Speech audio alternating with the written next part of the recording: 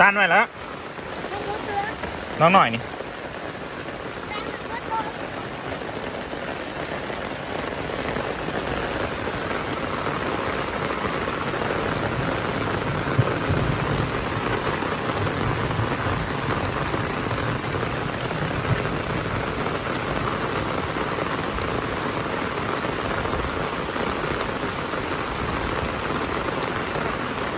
อดโท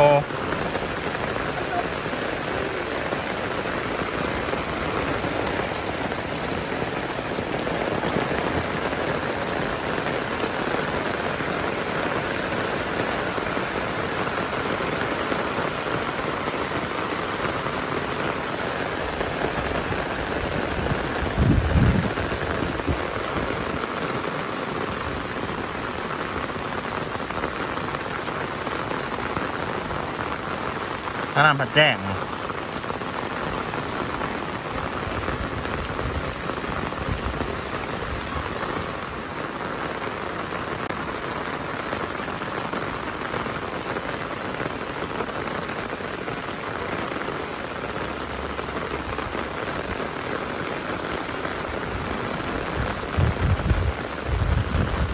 น้ำออกแกงอีกครับพี่น้องว่าสิไปไทยว่าสิไปไทยเมื่อเอิญนี่ก็พ้นโต๊ะไปมันก็ไม่ได้ไปแล้ว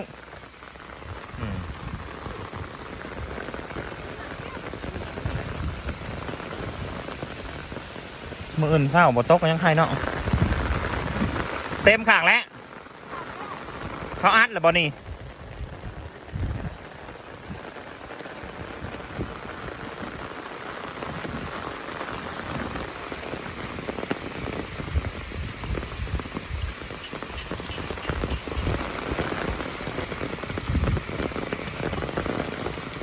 ปลาโตน้ำมันล้นเฮ้ยตัวพ่อเลยน้ำน้องตัวน่ะเอาผัดพ่อเลยหนาวมึงเอ้ยจะเป่งหนีเปิดนี้ไปทางใหม่เหรอ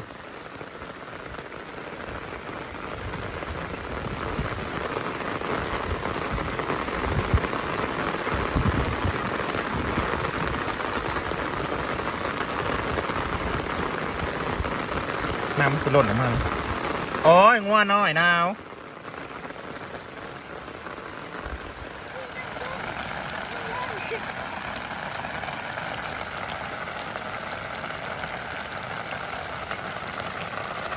มันจะล่นเลยนี่ตอนนี้มันก็ล่นลงทีบไปเลยนี่น่าจะคันหน้าเด้อขาดแจ้งออกมาเลย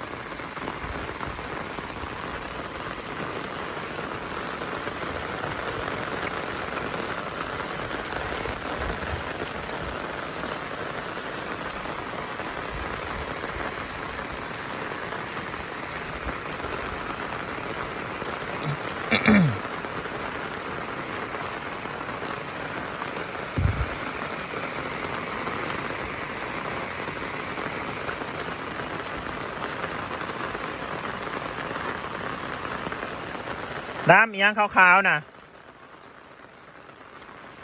กาบหน่อไม้บ่แม่นตี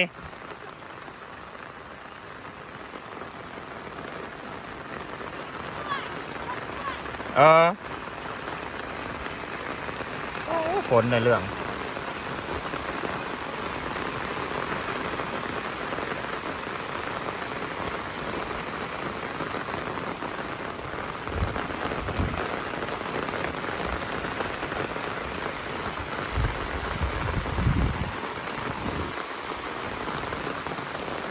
เมื่อคืนนี่ฝนตกเมื่อคืนนี่ใครแต่แบบว่าอากาศมันเย็นแน่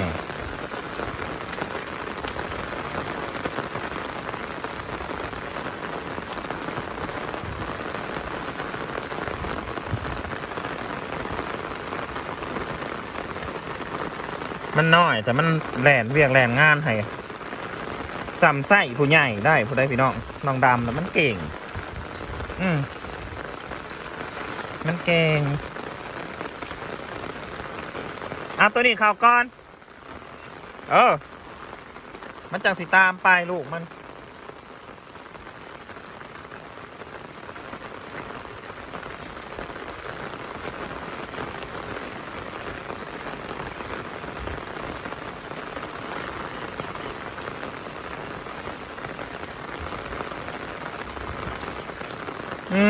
มันบอกเป็นคู่ผมเป็นคลองลงมา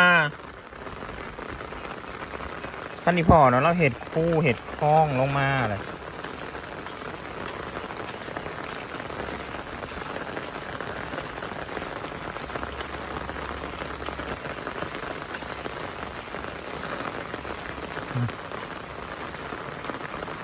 มันก็ไหลลงไปคือกันนั่นแหละ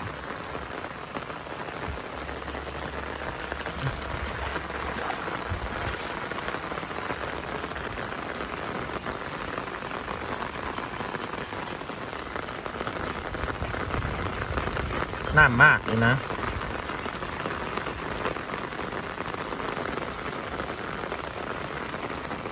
บอกกล่าวคุณตาคุณยายก่อนพี่น้องเมื่ออื่นสิ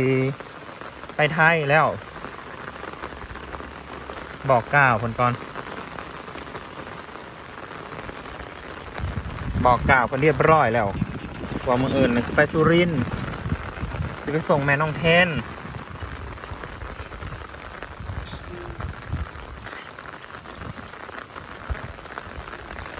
ข้าวหนาวหนาวอย่างตัวน่ะกินในนี่อันนี้มากินในนี่อีกเลยกินอยู่ขู่มือปลาตัวกินในนี่อีก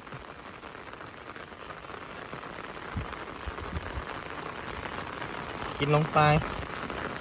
โอ้หยาขึ้นมาขึ้นขาดขึ้นมาบาทนี่คนตกกับหยาซ้ำสิขึ้นพี่น้องเอ้ยแจ้งออกมาแล้ววันนี้คือสิบแมนพายุดอกแต่เป็นช่วงฤดูฝนแหละน้ำแก้มาทอด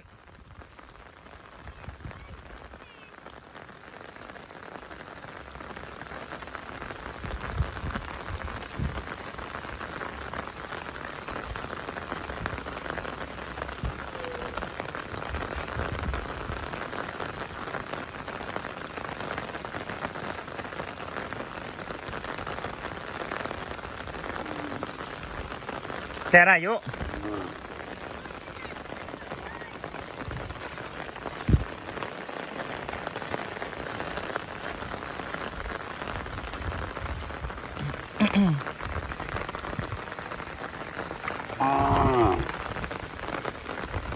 เอาหม้อแล้วคลองดึงแห้งนะ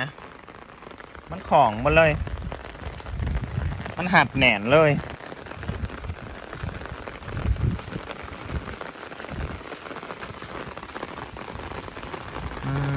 น้ำ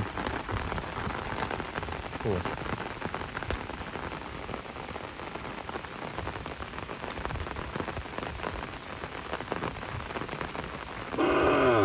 บไดบกจะเผื่อ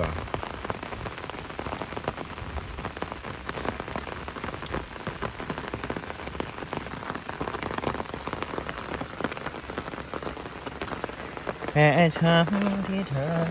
กินยังไม่เจอวิธีเคลีย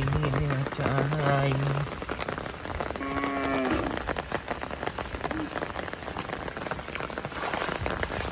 ตอนน้ำเด้ก็เห็นน้ำเต็มหนองพี่น้องเลย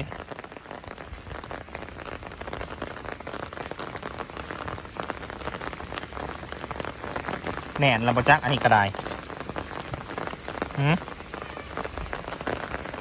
ฮะมันไปสาย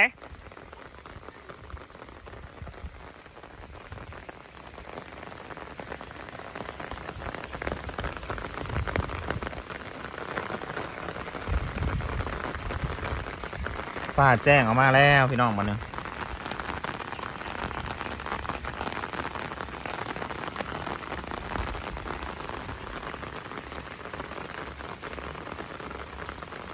ปรึกษากับความเจ็บอีกทีแผลช้ำที่เธอย้ำทียังไม่เจอวิธีเคลียร์ใจ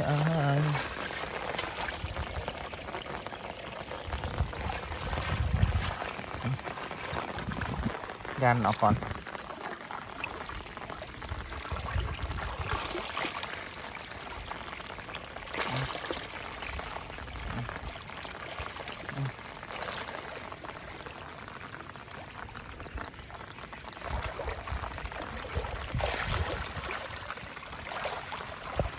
เอา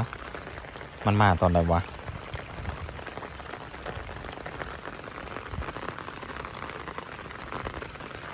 โอเคพ่อแม่พี่น้องเก็บภาพบรรยากาศไว้เพียงสมีก่อนพี่น้องจ้า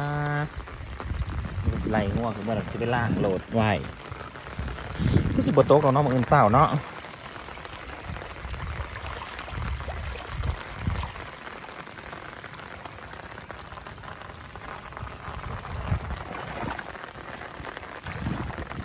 ปล่อยน้ำลงไปให้มันลงพวก